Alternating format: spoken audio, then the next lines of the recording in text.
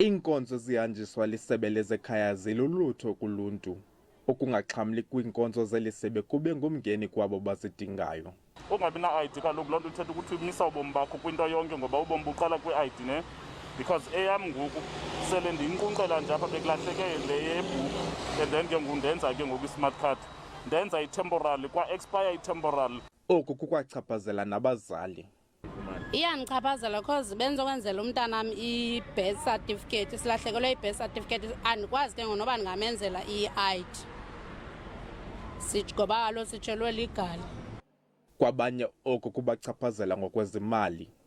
Well, it's affecting me because I can't get a copy of my marriage certificate so I can apply for my pension.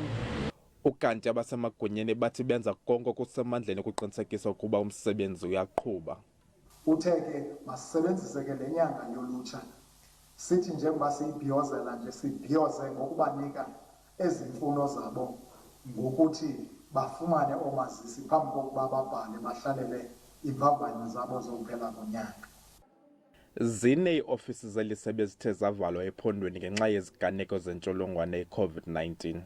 Abongile Yankees kwiindaba ze-SABC eQonce.